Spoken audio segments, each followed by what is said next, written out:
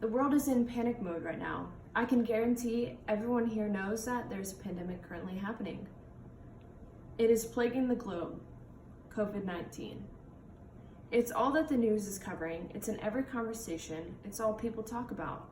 There are thousands of deaths that have occurred in the United States alone.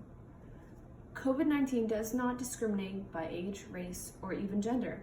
It is attacking all that encounters it. Besides making people terribly sick, it has caused the world to essentially close down. All schools have closed due to the pandemic. Even beaches, public swimming pools, restaurants, bars, and even gyms have closed down.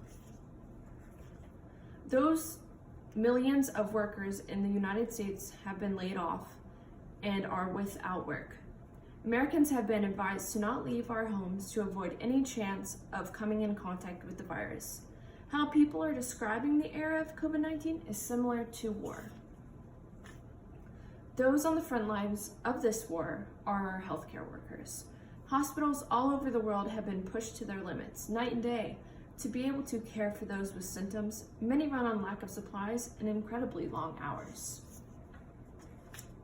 Not to mention, they are scared themselves. They are working in a high-risk environment where they could become sick or even pass it on to their families without being aware. Some separate themselves from their families so this doesn't happen. Some of them even quarantine themselves alone while not working. With lack of supplies, doctors and nurses have to reuse what they have. These items are intended to be single-use only, not multiple days. They were never designed to be worn multiple times over the course of days or even weeks. Time magazine is one of the many media outlets that have covered these stories of individual health professionals. They tell the story of what it is like to be on the front lines battling this virus. Some discuss this is the first time in their lives they have ever been scared to go into work. There are uncertain times where no one is completely sure of anything.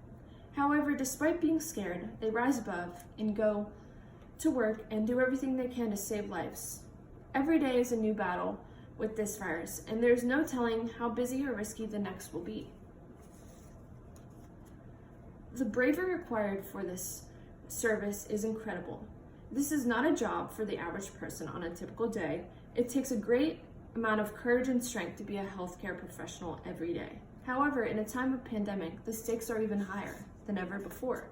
They are all people themselves, just like you and me, but they have answered a greater calling to take care of others. People who need help could not survive if they didn't go to work every day. Without dedicated healthcare workers, we could not fight the virus. We would have no real chance. They are our real heroes. So thank you to all of the healthcare professionals out there.